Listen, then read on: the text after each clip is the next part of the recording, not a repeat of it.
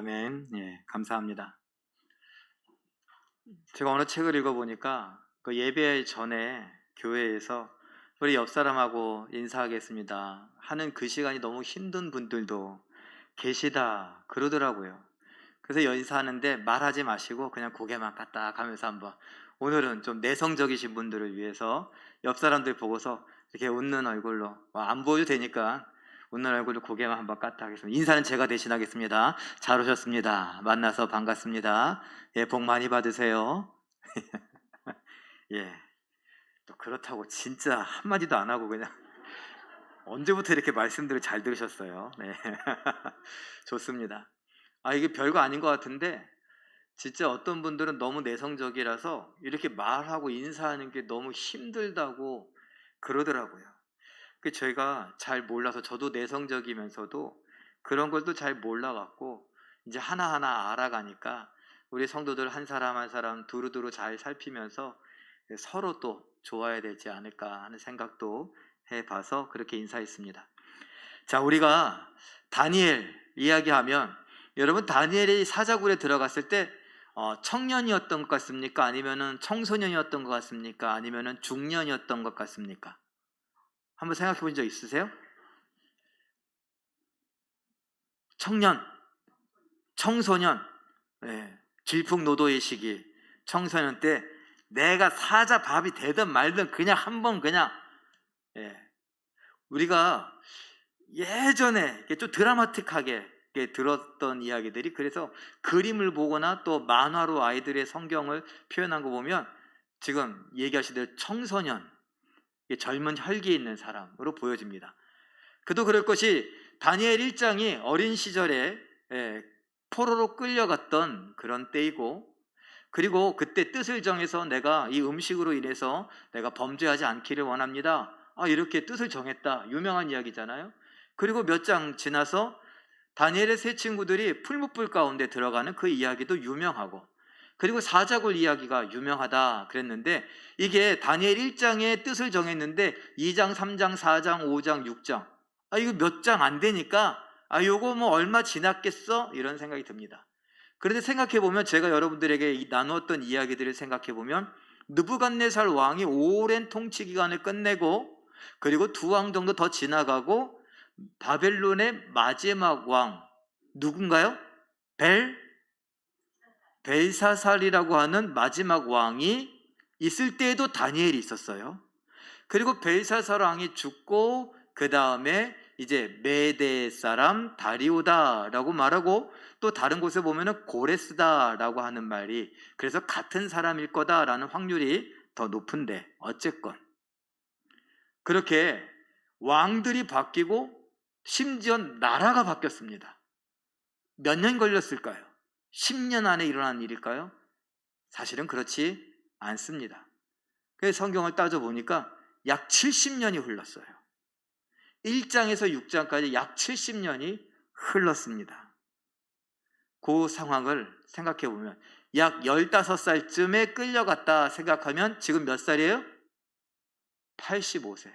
최소한 80살은 됐다라는 거.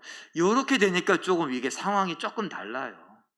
사자굴에 이게 젊은이가 들어가갖고 내가 믿음으로 사자굴에 죽든지 살든지 뭐 그냥 그리 아니하실지라도 막 이러면은 조금 이해가 되는데, 80이 넘은 노인이 거기 들어갔다 그러면 조금 생각이 달라집니다. 자, 연대로 한번 추정해 보면, 5장 벨사살, 바벨론의 마지막 왕 벨사살이 539년쯤에 이제 죽임을 당하고, 그때 이제 메대 사람 다리오가 이 정복을 합니다. 벨사살을 죽이고 왕이 올라요. 그 왕위에 올랐을 때가 바로 539년인데 왜 538년이라고 그러냐? 이 연도를 책정할 때 내가 이제 지금 연도에 됐으니까 그 다음 해부터 1년이다 이렇게 치는 거예요. 그래서 538년에 이제 왕이 되고, 그때에 뭐라 그러냐? 고레스가 하나님의 영에 감동되어서, 야, 예루살렘에서 온 사람들 가려면 가라. 가서 성전을 건축해라. 너희 하나님이 나에게 감동을 주었다. 이게 역대 나오는 얘기들이에요. 여러분 생각해 보세요. 자, 지금 그렇게 일이 펼쳐지고 난 다음의 일이에요. 6장이 기원전 538년쯤에 1차 포로 귀환을 하고 난 다음의 일이라는 겁니다. 우리가 성경을 자세히 읽어보면 이 왕이 다리오를 총애하고 있었어요. 다리오 왕 또는 고레스 왕이 다니엘을 총애하고 아끼고 있었습니다. 이 다니엘에 대한 평가가 있었는데 어땠는지 한번 살펴보죠. 5장 11절에 보니까 거룩한 신들의 영이 있는 자다라고 말하고, 명철과 총명과 지혜가 신들의 지혜와 같다라고 말하고, 12절에 가서는 마음이 민첩하고 지식이 총명이 있는 자, 지식과 총명이 있다. 근데 마음까지 민첩하대요. 그리고 6장 4절에 가면 충성된 자, 그래서 아무 그릇됨이나 허물도 찾을 수 없다, 이런 이야기를 합니다. 이게 다니엘에 대한 이 바벨론 왕실의 평가입니다. 이렇게 지혜로운 사람, 하나님이 지혜를 주셨는데 다른 사람들보다 10배나 주셨다, 이런 말을 하죠. 자, 야고보서 3장 17절 말씀 한번 읽어봅니다. 하나님께서 지혜를 주시면 어떻게 되는가? 한번 읽죠. 시작. 오직 위로부터 난 지혜는 첫째 성결하고, 다음에 화평하고, 관용하고, 양순하며, 긍휼과 선한 열매가 가득하고, 편견과 거짓이 없나니. 하나님으로부터 받은 지혜는 편견이 없어요. 차별이 없어요. 거짓이 없어요. 그리고 그 지혜는 공평하고 공정한 지혜다. 요즘 서점에 가보면 공정하다는 착각, 이런 책들이 있어요. 공정과 관련된 책들이 꽤 나오더라고요. 이 말은 뭐냐 하면, 넌 공정하냐? 사람은 공정할 수가 없다. 사람은 공평할 수가 없다. 옛날에 우리나라 그런 말이 있죠. 팔은 어디로 굽어요? 안으로 굽어. 이게 무슨 말이에요? 뭘 따져요? 내 사람들 챙긴다는 거죠. 학연, 지연, 혈연, 이런 것들을 따져가면서 우리는 내 사람들, 내하고 가까운 사람들을 챙기기 마련이다. 이게 공정하다는 거예요? 공평하다는 거예요? 아니죠. 우리는 공정하지 못하고 공평하지 못한 사회에 살고 있고, 나는 그것을 불평하고 판단하고 잘못됐다고 말하면서도 나도 그런다, 라는 거죠. 여러분들이 그래서 이 세상을 살아가는데, 야, 공정하려고 애써야 될지, 아니면 어차피 다 그러니까 그러고 살아야 될지 한번 생각해 보셨으면 좋겠습니다. 자, 어쨌건 하늘로부터 온 지혜, 하나님이 우리의 마음을 감동시키시고 지혜를 주시면 다니엘과 같이 편견도 없고 선한 열매가 가득하며 거짓이 없더라. 그리고 깨끗하더라. 그리고 다니엘은 여러 왕들이 지나갔어요. 나라가 바뀌었어요. 그래도 그 자리에 있더라고요. 이것과 관련하여 하나님을 의지하는 다니엘을 하나님이 어떤 복을 주셨는가? 시편 92편 12절에서 14절까지 화면을 보고 한번 읽어봅니다. 시작. 의인은 번성하며 성장하리로다. 이는 여호와의 집에 심겼음이요 우리 하나님의 뜰 안에서 번성하리로다. 그는 늙어도 여전히 결실하며 진액이 풍족하고 빛이 청청하니. 한마디로 말하면 그는, 하나님을 의지하는 의인은 늙어도 잘 나간다, 이렇게 말할 수 있어요. 늙어도 건강하다라고 말할 수 있어요. 꼭 다니엘처럼 말이에요. 다니엘, 이런 서론적인 이야기를 쭉 했습니다. 그 다니엘 6장을 한번 제가 정리를 해봤어요. 초반부를. 고관 120명을 다리오가 세우고 총리를 3명을 둡니다. 그 중에서 최고의 자리에 오를 후보가 바로 누구냐? 다니엘인데, 제가 살펴보니까 6장 3절에 다니엘은 마음이 민첩하여 총리들과 고관들 위에 뛰어남으로 왕이 그를 세워 전국을 다스리게 하고자 한지라. 마음에 품고 있는 거예요. 그리고 의논도 했겠죠. 그리고 살펴보니 우리식으로 하면 청문회도 해보고 막 이러니까 괜찮아요. 그래서 첫째 가는 총리를 세우려고 하는데, 그러다 보니까 고관 120명과 총리 셋 중에 하나가 있으니까 둘이 다니엘을 고발해야겠죠. 못마땅한 거예요.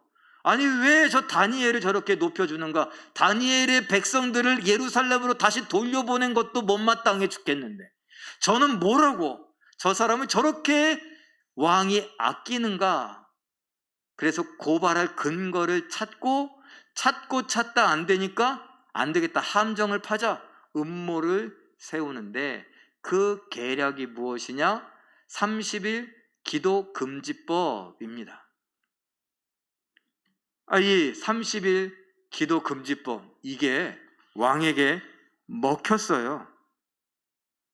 그리고 이렇게 되어져 가는 과정을 한번 보면 다니엘 6장 4절에서 5절을 한번 먼저 읽고 시작하죠. 시작. 이에 총리들과 고관들이 국사에 대하여 다니엘을 고발할 근거를 찾고자 하였으나 아무 근거, 아무 허물도 찾지 못하였으니 이는 그가 충성되어 아무 그릇됨도 없고 아무 허물도 없음이었더라. 그들이 이르되 이 다니엘은 그 하나님의 율법에서 근거를 찾지 못하면 그를 고발할 수 없으리라. 국사, 나라 일하는 걸 보니까 뭔가 흠이 있고 비리가 있고 불법이 있고 편견이 있고 차별이 있어야 되는데 그렇지 않았다라는 거예요. 바벨론이라고 하는 나라, 여러 나라를 정복하고 난 다음에 그 정복한 소수 민족들을 다 끌어모아서 바벨론이라고 하는 큰 나라가 되었습니다. 그런데 그 바벨론이 메대와 바사로 나뉘면서 사실은 페르시아라고 하는 나라가 크게 득세하게 되는 거예요. 그러면 여전히 포로민들이 있는 거죠. 유다 사람 다니엘과 같이. 그런데 그 포로민들이 쭉 있는 중에 어떤 사람은 야만인이라고, 어떤 사람은 못되다고, 저건 태생적으로 거친 사람들이라고, 저건 무식한 인간들이라고, 저건 못돼 먹은 인간들이라고, 이렇게 하지 않고 이를 볼 때 있어서 똑같이 대한 거예요.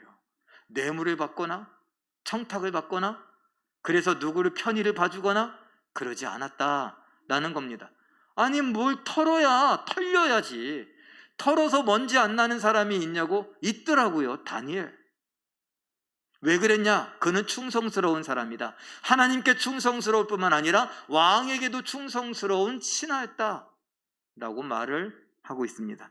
그래서 어떻게 하냐? 야, 안 되겠다. 이렇게 흠이 없는 사람은 처음 봤다. 그럼 어떻게 하면 좋겠냐? 저는 하나님에 대해서도 충성하니 하나님과 왕 사이에서 하나님이 더 좋으냐 왕이 더 좋으냐 이거 한번 결판 짓자. 바로 그 이야기입니다. 그래서 율법, 저가 믿는 하나님에 대한 율법과 관련하여서 한번 올무를 내보자. 그래서 기도금지법을 낸 거예요. 매일 3번씩 기도하는 걸 알았어요. 회의하다가도 갑자기 조용히 사라져요. 어디가? 기도하러 간다고. 회식을 하다가도 조용히 사라져. 저녁 기도 시간이라고. 이 사람은 왜 자꾸 이러냐고. 이 사람하고 어울리기 쉽지 않다고. 뭘 하려고 그래도 자꾸 이게 얽매이니까 이거 안 된다고. 다른 사람들은 불평했을지 몰라요. 그러나 다니엘에게는 중요한 것이었습니다. 이것이 내 믿음을 표현하는 것이고 이것이 하나님과의 약속이며 하나님과의 의리라고 생각을 했던 것이죠. 하나님 앞에 충성스러운 다니엘은 그 충성스럽게 기도하는 것을 지켜가기를 원했습니다. 어떤 일이 있어도 말입니다. 그런데 30일 금지법, 기도금지법이 공포가 된 거예요. 이걸 왜 왕이 좋아했을까요? 여러분, 다리오 왕, 메대 사람 다리오가 어떻게 했어요? 벨사사를 죽이고 바벨론 나라를 끝장을 내고 이제 새로운 나라를 세웠어요. 그러면 이게 지금 10년, 20년이 흐른 게 아니라 그 해, 그 다음 해예요. 그러니 왕권이 지금 안정적이겠습니까? 불안정하겠습니까? 우리나라만 생각해도 이거는 같은 나라 사람들이에요. 우리는 한민족이다. 그러지 않습니까? 그 한국말을 배우고 한국에서 공부하고 잘하고 그랬어요. 그런데 대통령 정권이 바뀌었는데도 이렇게 혼란스러워요. 대통령이 당선되고 이제 100일이 좀 더 지나고 막 그랬는데 벌써 물러가라 그러고 탄핵을 하고 난리입니다. 이렇게 혼란스러워요. 그런데 생각해 보세요. 우리나라도 이 정도인데 저 바벨론이 무너지고 새로운 나라 메데파사, 특별히 페르시아가 이렇게 장악하고 있을 그때에는 오죽했겠냐는 말이에요. 왕이 이 나라를 어떻게 하면 잘 다스릴까? 그래서 120명의 고관들을 세웠어요. 지방 장관들을 세운 거예요. 그리고 3명의 총리를 두었어요. 그 중에 제일 뛰어난 다니엘을 최고의 자리에 앉히려고 하다가 지금 미움받아서 이런 일이 생겼는데, 어찌됐건 이렇게 불안정한 시국에 아니 총리 2명과 그리고 고관들이 몰려왔습니다. 왕이시여, 왕이 지금 왕이 오른 지 이제 얼마 되지 않지 않습니까? 그리고 이 바벨론에서 메데파사로 바뀌고 난 다음에 요거 조금 불안합니다. 그러니까 왕권을 강화하기 위해서는 모든 사람들이 왕 중심으로 모여야 됩니다. 더도 말고 30일이면 충분합니다.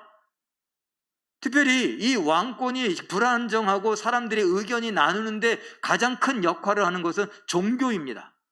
신이라고 하는 것, 각기 다른 신을 섬기기 때문에 그 신들의 이름을 부르며 자기 신에게 집중하다 보니까 왕에게 의견이 모이지 않고 왕에게 관심이 모이지 않고 왕의 명령에 사람들이 잘 따르지 않습니다. 자기 신들의 이름을 부르며 그 신들을 따라가느라 이 나라가 혼란스러우니, 왕이시여, 우리가 법안을 만들어 왔는데 30일 동안 그 어떤 신에게도 기도를 못하게 하는 기도 금지법, 그리고 왕에게만 기도할 수 있고 왕에게만 경청하고 왕에게만 집중할 수 있도록 30일간 이 법령을 만들어 우리가 공포하는 것이 맞다고 아닙니다. 우리식으로 통촉하여 주시옵소서. 그래요. 그러니까 왕이 생각해 보니까 맞는 말이네, 그거 괜찮은 법안이다. 그리고서 도장을 찍습니다. 이 사람들이 지금 왜 이런 법안을 냈는지 잘 몰랐어요. 왕의 자리에서 나라를 위하고 왕을 위한다니까 정말 그런 줄 알았어요. 그런데 이게 웬일이에요? 이런 일이 결국은 한 사람을 잡기 위한 법이었더라고요. 다니엘 6장 10절, 그 한 사람이 바로 다니엘인데, 다니엘은 어떻게 했을까요? 읽어봅니다. 시작. 다니엘이 이 조서에 왕의 도장이 찍힌 것을 알고도 자기 집에 돌아가서는 윗방에 올라가 예루살렘으로 향한 창문을 열고 전에 하던 대로 하루 3번씩 무릎을 꿇고 기도하며 그의 하나님께 감사하였더라. 다니엘은 왜 예루살렘 쪽으로 난 창문을 열고 기도했을까요? 여러분, 예전에 솔로몬이 예루살렘 성전을 짓고 하나님 앞에 봉헌하며 기도했습니다. 그러면서 기도 끝에 이런 내용이 있어요. 하나님, 만일 우리가 하나님 앞에 범죄하여 포로로 끌려갈지라도 이곳 예루살렘을 향하여 하는 기도를 들으시고 하나님께서 그 들으심에 대하여 응답하여 다시 돌아올 수 있게 해 주옵소서. 솔로몬이 기도했어요. 다니엘은 이미 역사를 통해서 그 내용을 알고 있었어요. 그래서 예루살렘 쪽을 향하여, 하나님, 예루살렘 성전에 하나님이 계시니 하나님께서 우리를 살피셔서 내 기도를 들으시고 응답하여 주시옵소서. 그래서 70년이라고 하는 날짜가 채워지고 1차 포로가 귀환할 수 있었던 거예요. 그리고 그 기도는 계속됩니다. 왜요? 아직도 포로로 남아있는 사람들이 있으니까요. 그럼에도 불구하고, 포로로 끌려왔음에도 불구하고 뜻을 정하여 1장에서 음식으로 인하여 나의 몸을 더럽히지 않겠노라고 다짐했던 그 다니엘, 지금 6장에 와서도 왕의 명령으로 도장이 찍혀 온 메데파사에 다 퍼져서 이 모든 나라의 백성들은 30일 동안 어떤 신에게도 기도하면 안 된다. 이 기도를 할 경우에 발각되면 사자굴에 들어갈 것이다 라는 것을 알면서도, 그럼에도 불구하고 뜻을 정하였던 다니엘은 매일 하던 그대로 하나님 앞에 엎드려 기도했습니다. 합니다. 어떻게 됐을까요? 현행범으로 현장에서 잡히죠. 왜요? 이 한 사람을 위한 법이었으니까요. 법이 알려지자마자 어떻게 해요? 사람을 붙여서 넌 어찌됐건 다니엘을 따라다녀라. 다니엘이 어찌됐건 기도할 것이다. 그를 기도할 때에 잘 보고 있다가 마지막 순간에 체포해라.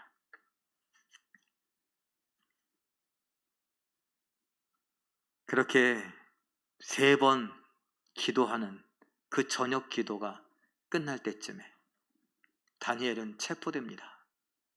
그리고 왕 앞에 끌려가서 사람들이 다니엘을 이렇게 고발합니다. 다니엘 6장 13절 말씀 함께 읽습니다. 시작. 그들이 왕 앞에서 말하여 이르되 왕이여, 사로잡혀온 유다 자손 중에 다니엘이 왕과 왕의 도장이 찍힌 금령을 존중하지 아니하고 하루 3번씩 기도하나이다. 법이 발표된 지 얼마 되지도 않았어요. 하루 3번씩 기도하나이다. 그런 거 보니까 며칠은 봤을 수도 있어요. 제가 생각하기에 아니면 바로 그 다음날, 그날 3번 하는 걸 보고 그 다음날 바로 끌고 왔던 거죠. 왕에게 말입니다. 뭐라고 말합니까? 왕이여, 왕과 왕의 금령, 왕의 명령을 존중하지 아니합니다. 왕의 도장과 왕을 존중하지 않습니다. 누가 말했어요? 다른 총리들과 고관들이 고발합니다.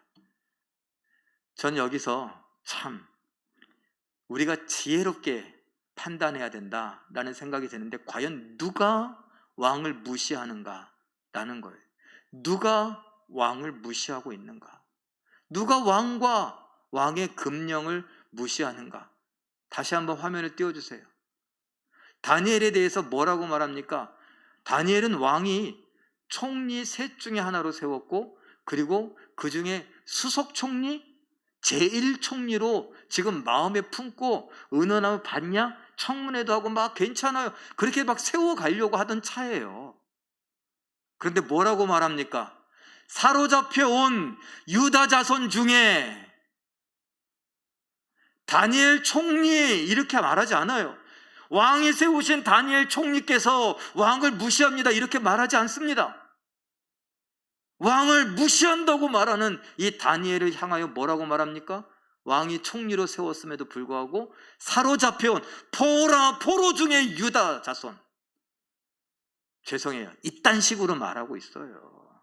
왕에게 누가 누구를 무시하고 존중하지 않습니까?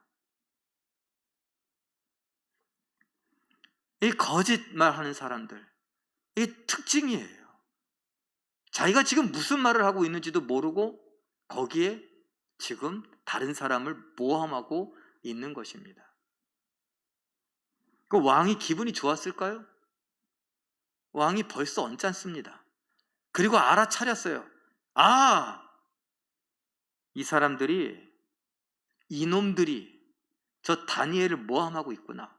왜? 자기가 지금 제1총리로 세우려고 하는데 그 사람을 향해 포로 중에 잡혀온 사람 중에 유다 자손 다니엘이라고 이런 식으로 말하고 있으니, 그 사람은요 70년 동안 바벨론 왕궁에서 총리로, 고관 대작으로 왕을 돕고 왕실을 위했던 사람인데 모든 것을 무시하고 저 사람들 눈에는 뭐예요?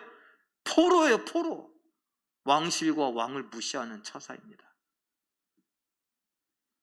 함정이고 편견과 왜곡과 거짓으로 얼룩져 있습니다. 다니엘은 사자굴에 들어가기 전에 이 모함의 굴에, 이 편견의 굴에, 이 음모의 굴에, 이 거짓말의 굴에 갇힌 것입니다. 그럼 어때요? 그럼에도 불구하고 다니엘은 계속해서 하나님 앞에 믿음을 지켜갑니다. 이것을 한 왕이 어떻게 하려고 그래요? 도와주고 싶어요. 그런데 법이라고 하는 게 있으니까. 왕의 반응에 대하여 제가 정리해 봤습니다. 심히 근심하여 다니엘을 구원하려고 마음과 힘을 다하지만 어찌할 방법이 없어요. 그래서 이렇게 말합니다. 읽어보죠. 시작.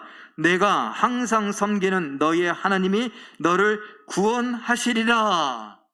누가 한 말이에요? 왕이 한 말이에요. 네가 그렇게 항상 섬기는, 법이 발표됐음에도 불구하고, 법이 시행됐음에도 불구하고, 그럼에도 불구하고 너희가 섬기는 그 하나님 앞에 너가 기도하지 않았느냐? 그 하나님이 너를 구원하시리라. 그리고서 집에 가서는 밤새 밥도 안 먹고 늘 유흥을 즐겼는데 그 유흥 오락도 하지 않고 잠도 못 자고 꼴딱 샜습니다. 그리고 새벽 일찍 급히 달려가죠. 제가 또 하나 정리해 봤습니다. 왕이 어제 뭐라 그랬어요? 읽어보죠. 다시 한번 시작. 내가 항상 섬기는 너희 하나님이 너를 구원하시리라 그랬습니다. 새벽에 와서 야, 이 인을 다 빼버리고 저 굴을 막고 있는 문을 열어라. 그리고서 다니엘을 부릅니다. 다니엘아, 다니엘아. 읽어보죠. 시작. 내가 항상 섬기는 너희 하나님이 사자들에게서 능히 구원하셨느냐? 옆에 있는 말, 어제 했던 말과 똑같잖아요. 내가 항상 섬기는 너희 하나님이 너를 사자들에게서 능히 구원하셨느냐? 내가 어제 했던 말대로 됐느냐? 너희의 기도대로 됐느냐? 나의 바람대로 되었느냐?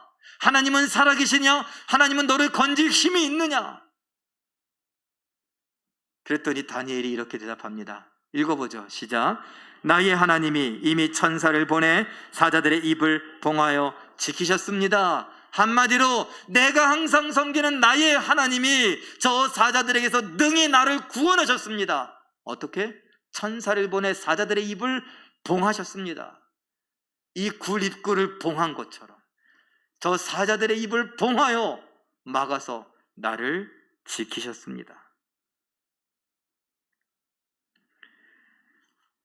제가 아까 잠깐 말씀드렸죠. 다니엘의 나이가 몇 살쯤 됐다고요? 최소 80. 죄송해요. 그런 의도는 아니지만 여러분 오해 없이 들으세요.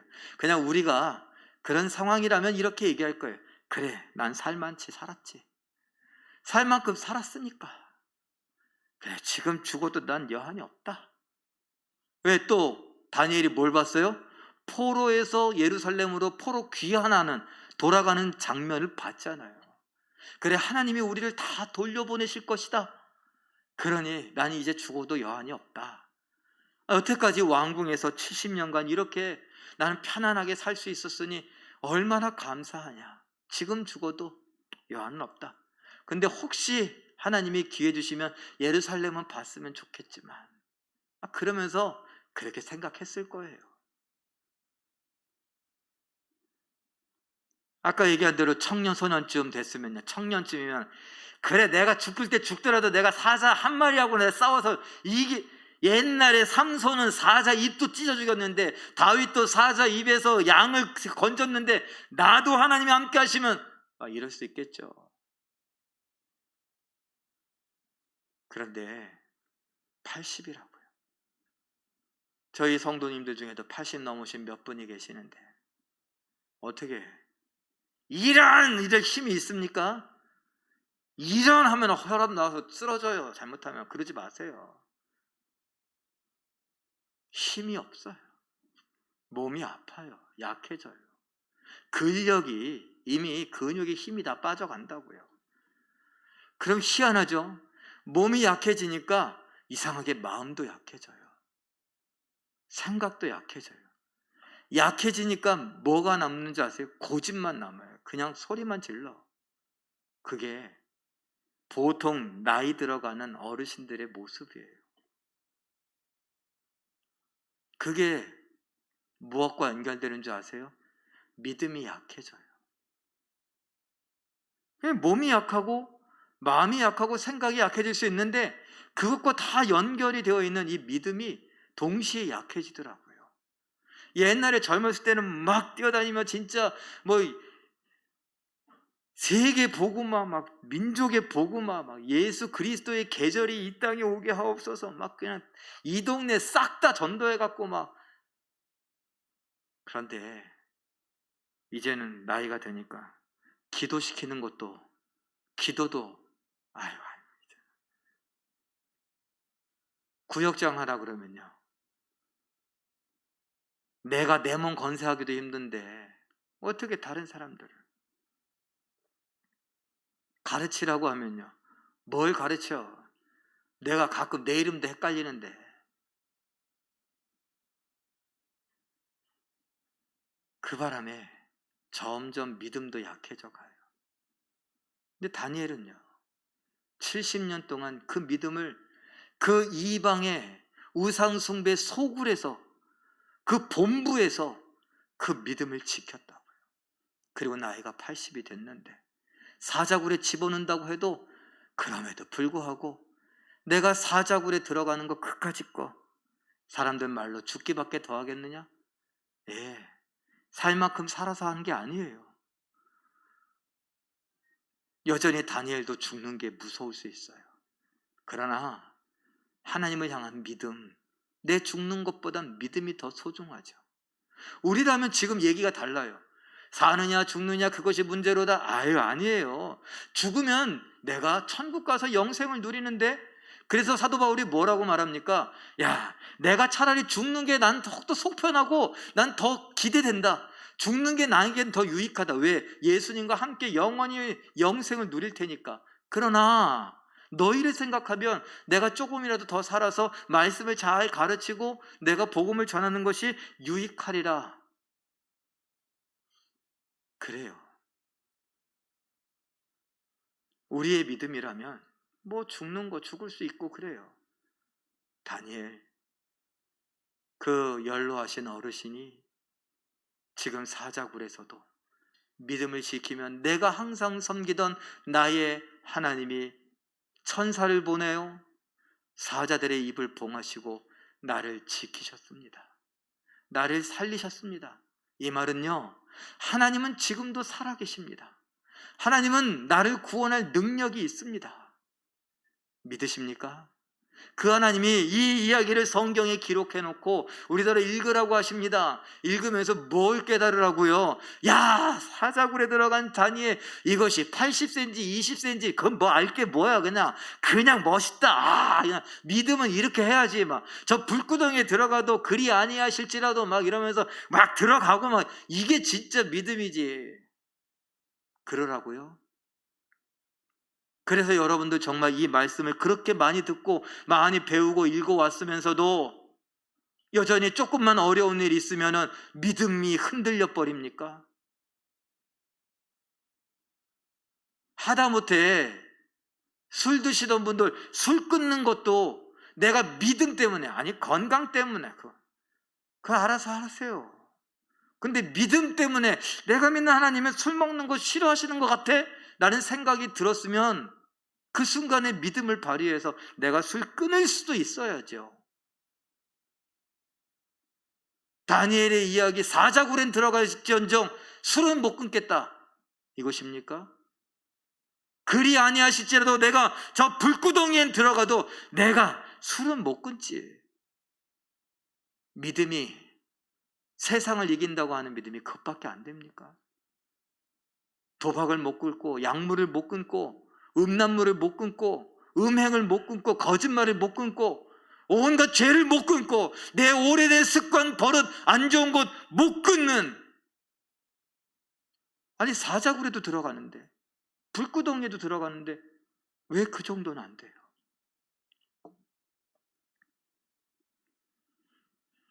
내가 죄 가운데 둘러싸일지라도 그 죄 가운데서도 하나님은 살아계시고 나와 함께 하시고 나를 건지십니다.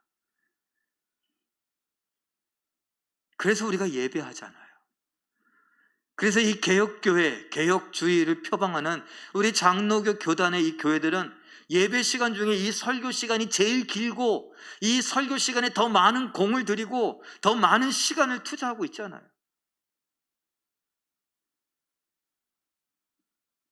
요한일서 4장 4절 말씀 읽어봅니다. 시작. 자녀들아, 너희는 하나님께 속하였고 또 그들을 이기었나니 이는 너희 안에 계신 이가 세상에 있는 자보다 크심이라. 너희 안에 누가 계십니까? 1번은 하나님, 2번 예수님. 그런데 성경을 따지고 보니까 하나님이 내 안에 계시고 예수님이 내 안에 계신 것, 그것은 누구를 통해 알 수 있어요? 내 안에 계신 성령님.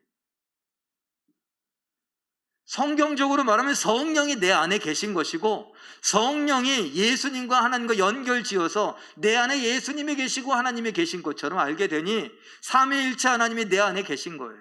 삼위일체 하나님은 천지를 창조하신 분이며, 삼위일체 하나님은 온 우주 만물을 다스리시는 분이며, 삼위일체 하나님은 다윗에게 왕으로 고백되었던 분이며, 삼위일체 하나님은 다윗에게 선한 목자로 고백되어진 분이고, 삼위일체 하나님은 하늘과 땅의 권세를 가지신 예수 그리스도, 심판자로 오실 예수 그리스도, 그예요. 그 하나님이 오늘 우리 안에 계세요. 똑같은 하나님이 우리 안에 계시며 우리의 믿음의 반응을 보이세요.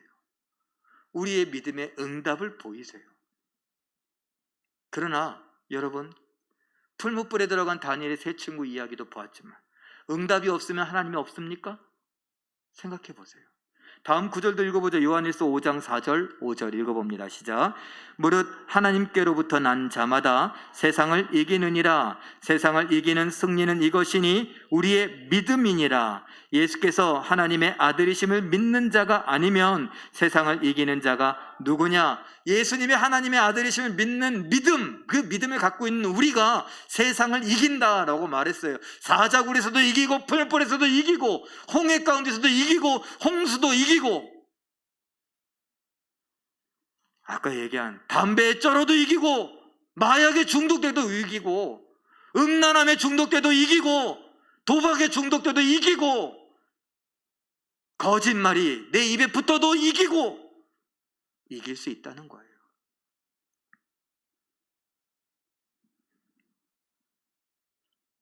근데 제가 아까 그랬죠. 응답이 없으면 하나님이 없냐고요. 원로 목사님, 저는 가끔 생각해요. 원로 목사님은 참 대단하십니다. 여러분이 어떻게 평가하실지 몰라도 정말 대단하신 분이에요.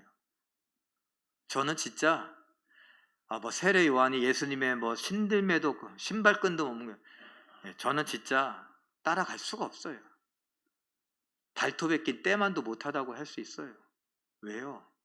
제가 목사가 되고 보니 목사에게 필요한 것들이 참 많이 있는데, 저에게도 신유의 은사가 있으면 그냥 기도 딱 한번 해주면 기도 나오면 얼마나 좋아. 어떤 집사님 기도 10년째 받고 있어. 왜 안 나? 한 방에 싹 나야 되는 거 아니에요? 신유의 은사가 없어요. 원로 목사님은 영적인 설교를 한다. 부러워 죽겠어요. 저는요, 영적인 설교가 안 돼. 그래서 막 성경을 막 펼치고, 그래서 막 책도 막 찾아가고 보고, 머리 긁적긁적하고, 답답해. 이거 어떡하냐? 내일 설교 어떡하냐?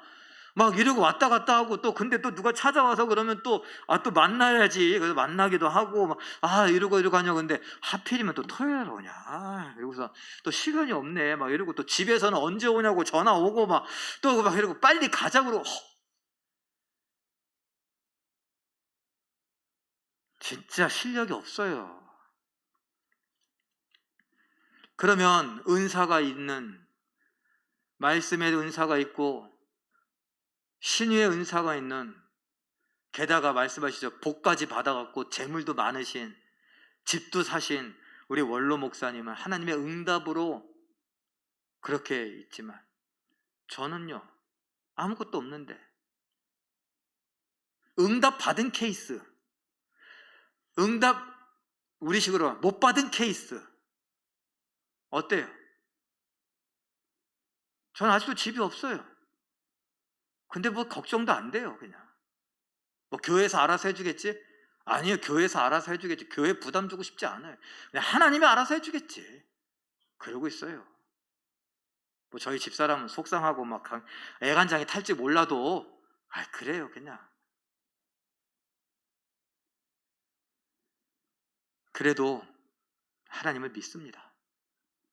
은사도 없고 능력도 없고 집도 없어도 재물도 없어도 하나님을 믿습니다. 다니엘의 친구들은 그리 아니하실지라도 하나님을 내가 저버릴 수 없다고 했습니다. 다니엘에겐 그런 믿음이 없었을까요? 내가 사자굴에 들어가서 하나님이 나를 사자들로부터 건져주시지 않으면 내가 지금까지 항상 섬기던 그 하나님이 없다고 할까요? 다리오 왕은 다니엘을 너무 아껴갖고 네가 항상 섬기는 너희 하나님이 너를 건져주실 것이다 이렇게 말했지만 그의 바람대로 되지 않으면 다리오 왕은 분명히 그랬을 거예요. 나 쓸데없다, 하나님은 없나 보다, 그러니까 이스라엘이 망했지, 이렇게 말할 수 있을 거예요. 그러나 다니엘은 사자가 자기 몸을 씹어 먹어도, 피를 철철 흘리고 있어도 하나님을 찬양했을 거예요. 그리고 이 이야기를 읽고 있는 우리, 풀무불 이야기와 사자굴 이야기를 읽고 배우는 이야기, 야 재밌는 이야기다, 이게 아니라 오늘 내 삶 가운데서 나에게 어려움이 찾아오고 답답함이 찾아오고 억울함이 찾아오고 정말 사자굴 같고 음모의 굴에 있고 거짓의 굴에 있고 사람들이 다 나를 잡아먹으려고 하는 것 같고 이 세상이 나를 가만히 두지 않으려고 하는 것 같은 그때에 사업이 망하고 가게 문을 닫고 집이 망해서 어쩔 줄 몰라 하는 상황 속에 관계가 다 틀어지고 부모와 자식 간에 등지고 부부 간에 등지고 이런 모습들이 있다 할지라도 그래도 내 하나님은 나를 사랑하신다. 난 그 하나님을 놓을 수 없다. 나에게 어떤 일이 일어나는지 그것과는 상관없이 하나님은 여전히 그 자리에 그대로 계시고 여전히 내 안에 계시고 여전히 나를 향한 사랑은 변함이 없다. 이것입니다.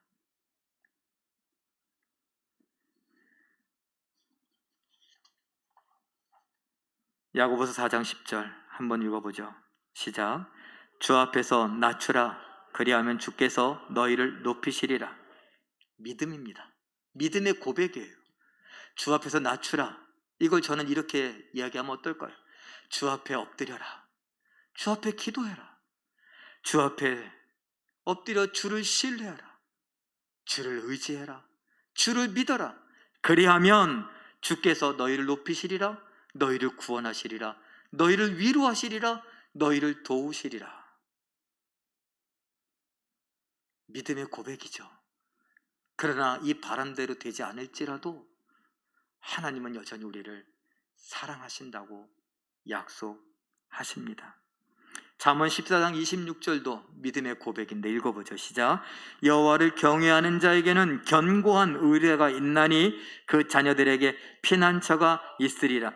견고한 의뢰가 있대요. 예레미야 17장 7절도 읽어보죠. 시작. 무릇 여호와를 의지하며 여호와를 의뢰하는 그 사람은 복을 받을 것이라. 견고한 의뢰, 견고한 의지, 이것들은 믿음이에요. 하나님을 믿으면 복을 받으리라. 그 다니엘은 어떻게 됐을까요? 다니엘 6장 26절 읽어봅니다. 시작. 내가 이제 조서를 내리노라. 내 나라 관할 아래에 있는 사람들은 다 다니엘의 하나님 앞에서 떨며 두려워할지니라.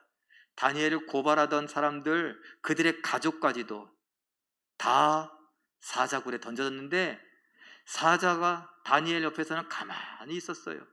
그런데 그거 참느라 그게 힘들었었는지 다니엘을 꺼내고 다른 사람들을 집어 던지니까 떨어지기도 전에 뛰어올라서 물더라, 움키더라. 성경이 그렇게 기록하고 있죠. 그걸 어떻게 참았나 몰라. 뭐라고요? 천사가 입을 봉했다 그러잖아요. 역전시켜버렸어요. 그리고 네가 항상 섬기는 너희 하나님이 너를 지키시리라, 너를 건지시리라 했던 다리오가 뭐라고 하나님을 알고 고백하는지 우리 마지막으로 정리한 거 한번 읽어봅니다. 시작. 살아계시는 하나님이여 영원히 변하지 않으시리. 나라는 멸망하지 않고 권세는 무궁할 것이다. 구원도 하시며 건져내기도 하시며 하늘과 땅에서 이적과 기사를 행하시느니 다니엘을 사자의 입에서 구원하신 이 바로 다리오 왕 이방의 우상 숭배자가 자기가 신인 것처럼 했던 자가 하나님께 대하여 고백한 내용입니다.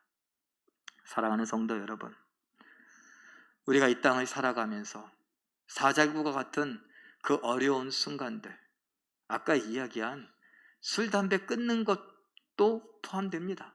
그런 작은 것에서부터 우리 가정이 흐트러지고 망하고 막 어려운 일 당하고 막 그 고민들, 아픔들, 슬픔들, 그 한숨들, 그것이 다 모여서 사자굴을 만들었어요. 그리고 우리는 그 안에 있는데 그 안에서 빛을 발했던 다니엘의 그 믿음, 그 믿음과 같은 믿음이 우리에게 있기를 원합니다. 근데 놀라운 건요, 성경을 가만 살펴보니 여러분 구약 시대에 나왔던 그 수많은 사람들의 믿음보다 오늘 우리의 믿음이 더 귀하고 복되고 좋은 믿음이래요. 왠 줄 아세요? 우리는 예수 그리스도를 믿기 때문에. 예수 그리스도를 향한 그 믿음이 더 좋은 믿음이래요. 약속을 가진 믿음이래요. 그 믿음으로 우리보다 좀 덜 좋은 믿음을 가졌던 다니엘, 그 다니엘도 사자굴에서 빛을 발했다면 더 좋은 믿음을 가진 우리도 사자굴 같은 그 힘든 모든 순간들 속에서 믿음의 빛을 발하며 하나님의 도우심을 경험하고, 그리 아니하실지라도 하나님을 믿고 의지하겠노라고, 하나님을 놓을 수 없다고 하며 믿음으로 나아가는 우리의 삶이 되시길